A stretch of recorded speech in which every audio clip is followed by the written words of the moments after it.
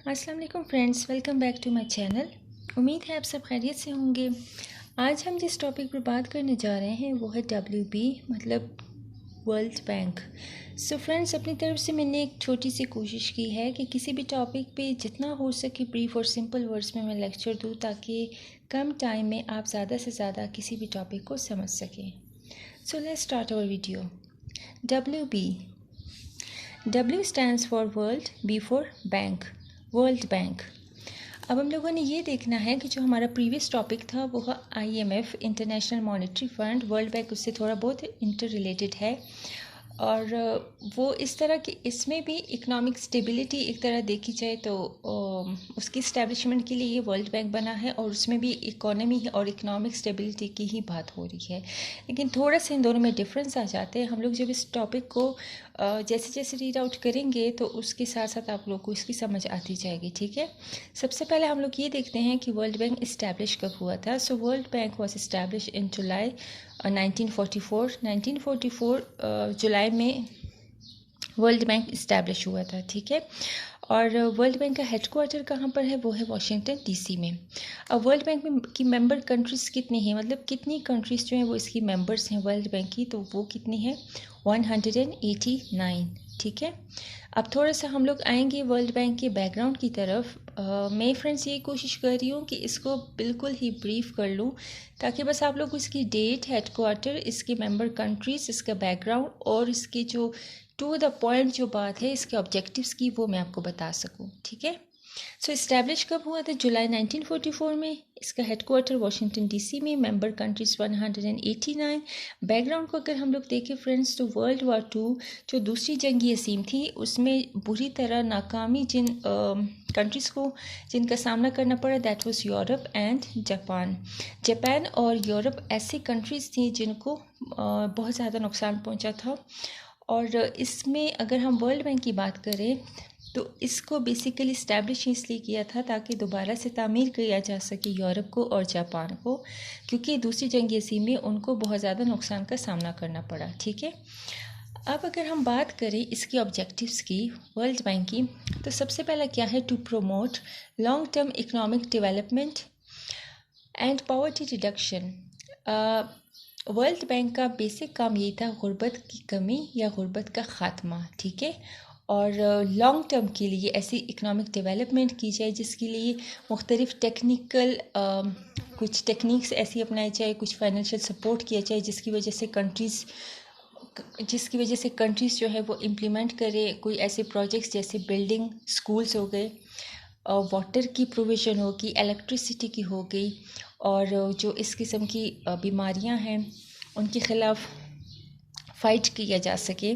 सो world bank का जो basic objective है वो क्या है, पॉवर्टी रिडक्शन, गुर्बत का ख़ात्मा, ठीक है।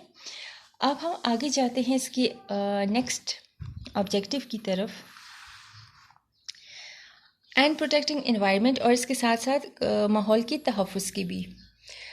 नेक्स्ट आ जाते हैं हमारे पास, to reduce poverty by lending money to the government of its poorer members to improve their economies and to improve living standards.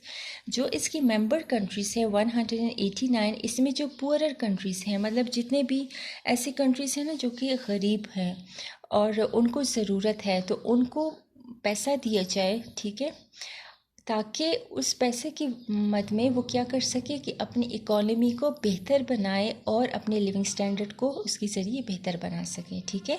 बहुत सारी कंट्रीज़ वर्ल्ड बैंक में ऑब्वियसली इसलिए आती हैं कि उसके मेंबर्स बन सके ताकि उनसे कुछ ना कुछ उनको बेनिफिट हो सके, जिस तरह की यूरोप और जापान हो गए थे दूसरी जंगी अज़ीम के बाद उनके हालात बहुत ज़्यादा ख़राब हो गए थे। तो जो कंट्रीज़ पुअर हों और उनको ज़रूरत हो पैसों की तो उनको मनी दी जाती थी उन गवर्नमेंट्स को ताकि वो अपनी इकोनॉमी को और अपने लिविंग स्टैंडर्ड को बेहतर बना सके। नेक्स्ट पॉइंट आ जाता है IMF को अगर हम लोग फ्रेंड्स देखें तो IMF overseas stability of world's monetary system, while world bank goal is to reduce poverty by offering assistance to middle income and low income countries.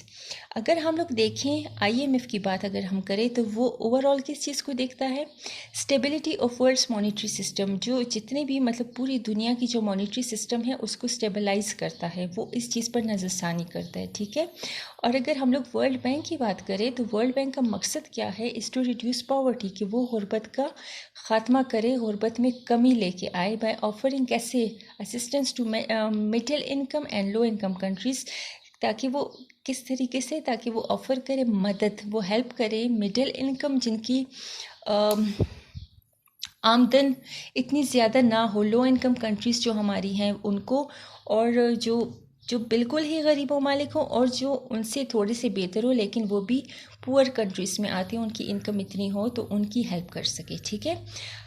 In short अगर friends हम लोग WB यानी वर्ल्ड बैंक का target देखें तो उसका target क्या है, इन शॉर्ट बिल्कुल सिंपल वर्ड्स में अगर हम देखें, नो पॉवर्टी, गुर्बत का ख़ात्मा, ज़ीरो हंगर, भूख अफलास का ख़ात्मा, गुड हेल्थ, अच्छी सेहत, क्वालिटी एजुकेशन, अच्छा तालीम दिया जाए, क्वालिटी वाइज उसकी एजुकेशन अच्छी होनी चाहिए, जेंडर इक्वलिटी, मेल और फीमेल में जो एक हम लोग कहते हैं ना कि इनइक्वलिटी कंसिडर की जाती है, उसका ख़ात्मा किया जाए, इक्वल होना चाहिए, उनमें फ़र्क ना किया जाए, ठीक है, उनके राइट्स में भी फ़र्क ना किया जाए। और इसके अलावा क्लीन वाटर एंड सैनिटेशन, पानी का निकासी का सारा निज़ाम साफ़ सुथरा और अच्छा होना चाहिए, और इकनॉमिक ग्रोथ और माशी लिहाज से कंट्रीज़ जो वो तरक्की कर सकें, ठीक है। सो वर्ल्ड बैंक को अगर मैं समराइज़ करके एक दफ़ा आप लोग को बताऊं तो WB stands for world bank, establish हुआ था जुलाई 1944 में, हेडक्वार्टर है इसका वाशिंगटन DC में, मेंबर कंट्रीज हैं 189।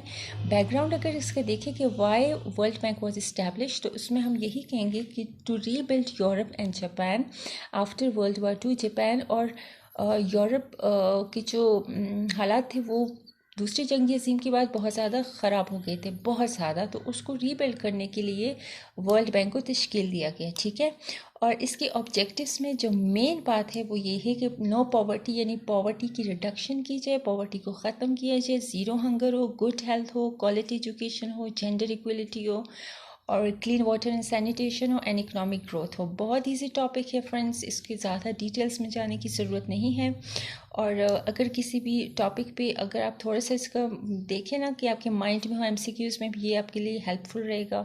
और अगर इस टॉपिक पे थोड़ा बहुत कुछ लिखने को आ जाए तो एटलीस्ट आप लोग इस पर इसकी डेट, इसके मेंबर कंट्रीज़ की तादाद, इसका हेडक्वार्टर, इसका बैकग्राउंड और इसका ऑब्जेक्टिव लिख सकते हैं, ठीक है।